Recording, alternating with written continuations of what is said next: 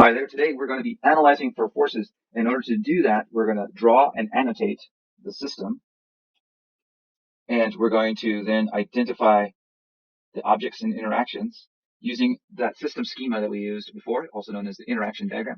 And then we're going to indicate the relative amount and direction of forces with a free body diagram.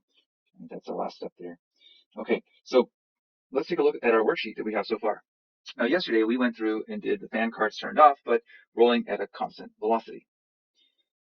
So the first thing we do is draw an annotated picture of what's going on. So for the fan cart, I always like to start off with kind of the ground, right?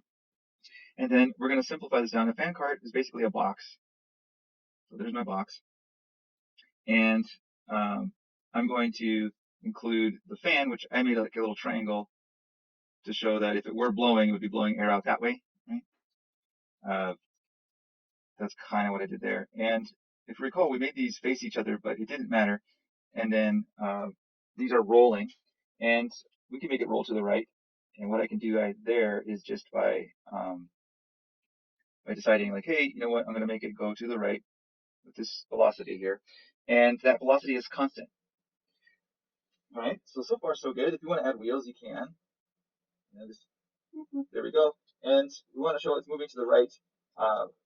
We can use little lines like this to show that it's moving, kind of like little comic book lines, where you can kind of imagine like the back of the truck. Here, the little cart here has been taking pictures and it's overlapped, and there's the back of it, and it's moving to the right, that kind of stuff. Or you can leave it alone, either way. Okay, so there is our situation. We have the fan carts. We have them rolling with a constant velocity. What are they rolling on? Well, usually my fan carts run on a track, so that's what that is. Okay, so now we get to decide what are the objects, right? So what are the objects that are relevant to the situation? So I'm going to label all the objects. The first one I'm going to write down is maybe the not so obvious one, but the earth field. All right, so there's that. I'm going to circle all my objects best I can. Now I have my heroes of the story, the fan carts. And we can label one A and one B. See how we can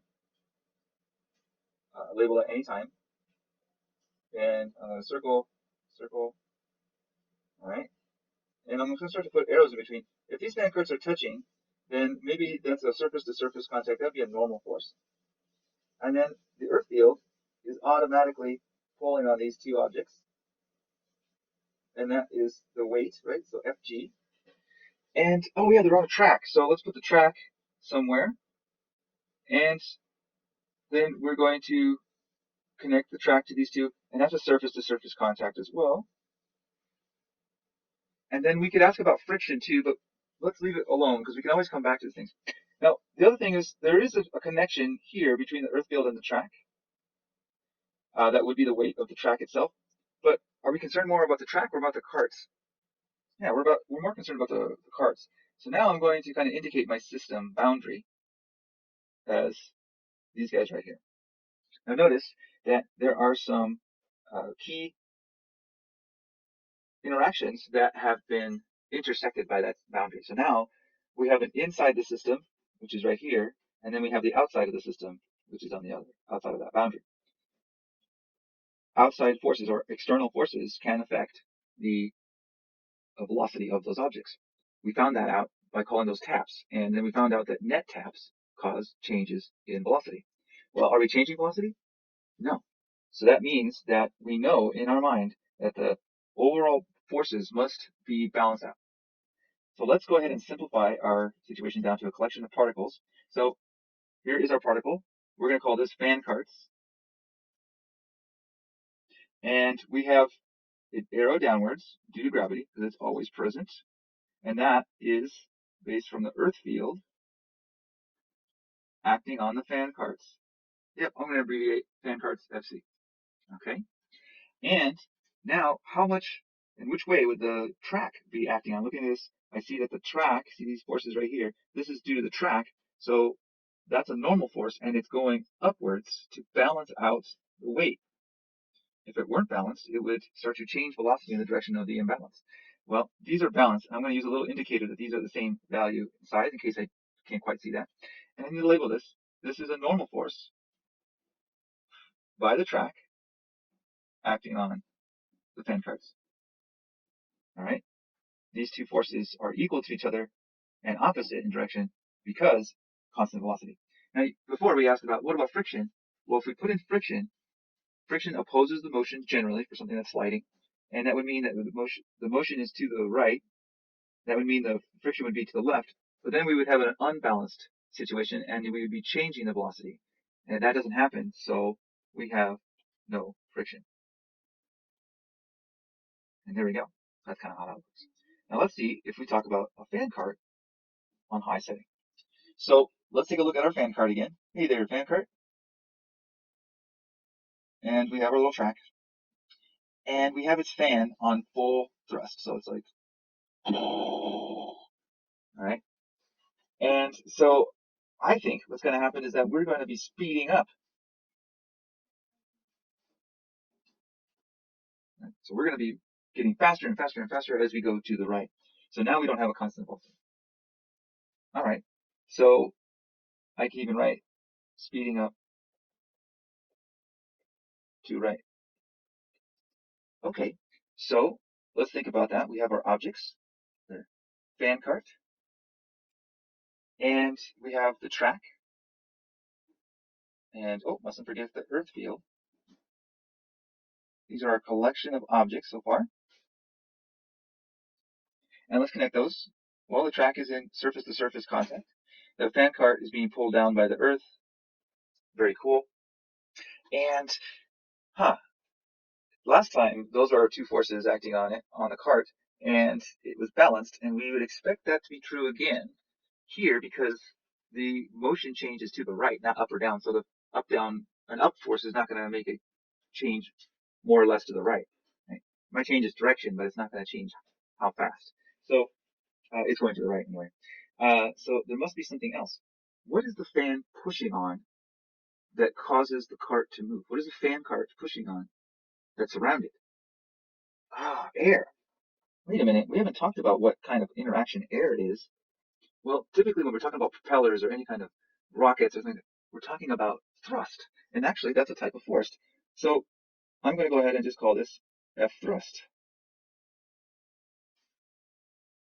All right.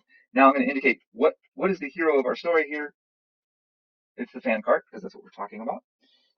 And there we go. Okay, so let's go ahead and draw our force diagram from before.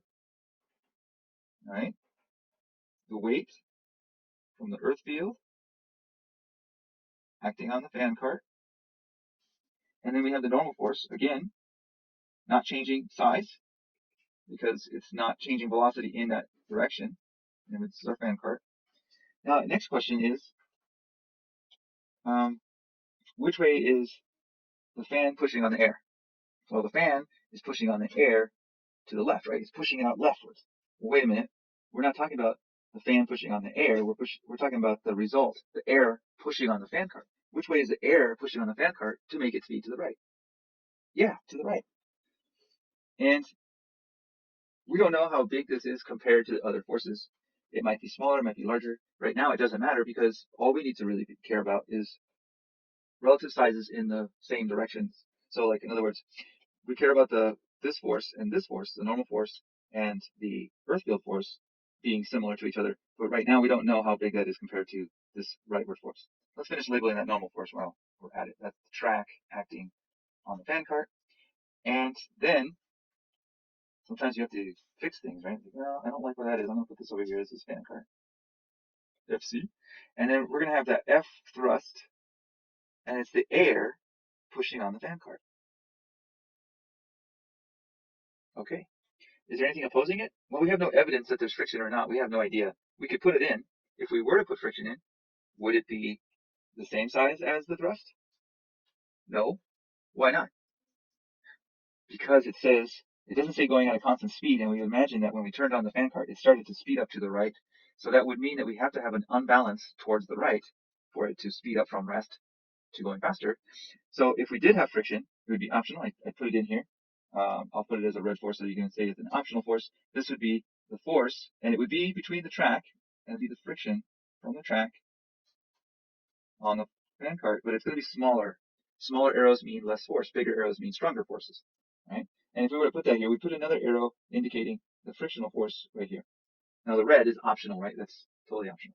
We didn't include it on this top one because we couldn't without figuring out something on the that would be balancing it out. What would be pushing it to the right?